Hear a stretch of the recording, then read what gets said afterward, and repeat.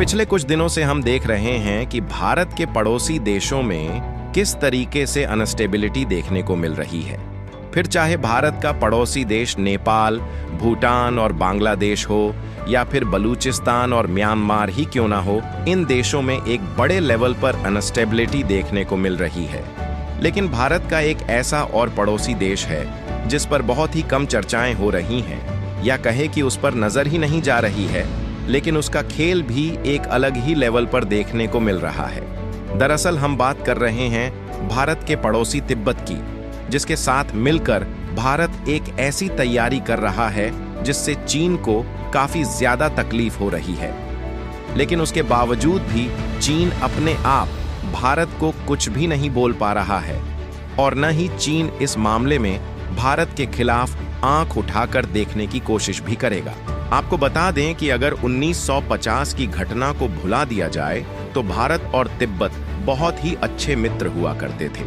लेकिन भारत के प्रति तिब्बत की भावनाएं अभी भी बदली नहीं है, और तिब्बत का सपोर्ट अमेरिका तक करते आए हैं, जिससे हाल ही में भारत तिब्बत के साथ मिलकर जो तैयारी कर रहा है, इस बात की आशंका बढ़ चुकी है कि जिस समय दुनिया भर में अनस्टेबिलिटी का माहौल चल रहा है, इसी बीच तिब्बत में कहीं बहुत बड़ी तैयारी न हो जाए जिससे चीन को तिब्बत से हमेशा के लिए हाथ धोना पड़े। भारत के पड़ोसी तिब्बत को लेकर पूरी अपडेट क्या है, इस वीडियो में समझते हैं।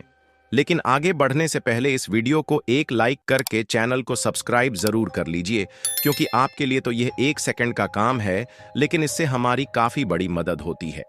सबसे पहले आप अपनी स्क्रीन पर ध्यान से देखिए और तिब्बत की लोकेशन को समझने की कोशिश कीजिए। देखिए, यह है हमारा भारत देश, जहां भारत के पड़ोसी देशों में पाकिस्तान, नेपाल, भूटान, बांग्लादेश और म्यांमार यानी कि वर्मा के साथ साथ चीन मौजूद है। लेकिन यहीं पर आपको नेपाल और भारत के साथ साथ चीन की सीमा से सटा हुआ जो कत्थे कलर से हाईलाइटेड एरिया दिख रहा है, यही है तिब्बत,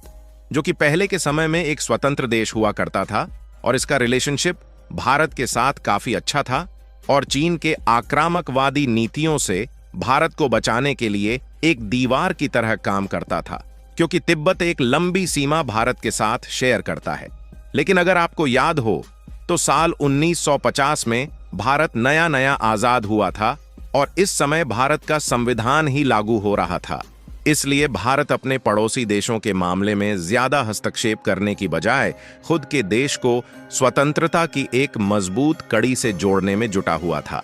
यहां तक कि कई क्षेत्र भारत में भी शामिल होने के इच्छुक थे, लेकिन जवाहरलाल नेहरू ने उस प्रस्ताव को ठुकरा दिया, क्योंकि इससे विवाद बढ़ सकता था। और जब भारत अपने में ही व्यस्त था तो इसी का फायदा चीन ने उठाया, और चीन ने अपने सैनिकों को भेजकर धोखे से पूरे तिब्बत को घेर लिया, जिससे मजबूरी में तिब्बत के जो आध्यात्मिक नेता दलाई लामा थे, उन्हें तिब्बत को चीन के हाथों में सौंपना पड़ा, जिससे चीन ने तिब्बत पर कब्जा कर लिया। लेकिन समझौते के अंतर्गत कई प्रावधान भी शामिल थे, इसलिए चीन और तिब्बती लोगों के बीच विवाद और भी ज्यादा बढ़ता गया, जिससे साल 1959 में दलाई लामा को तिब्बत छोड़कर भारत में शरण लेना पड़ा, और साथ ही हजारों तिब्बती भी भारत आए। भारत ने उन्हें शरण दी और हिमाचल प्रदेश के धर्मशाला में उनके लिए जगह बनाई। आज भारत में करीब 75,000 तिब्बती रहते हैं, और कई बौद्ध मठ भारत में ही बने हैं। लेकिन पिछले कुछ सालों में चीन ने हिमालय के इन मठों के जरिए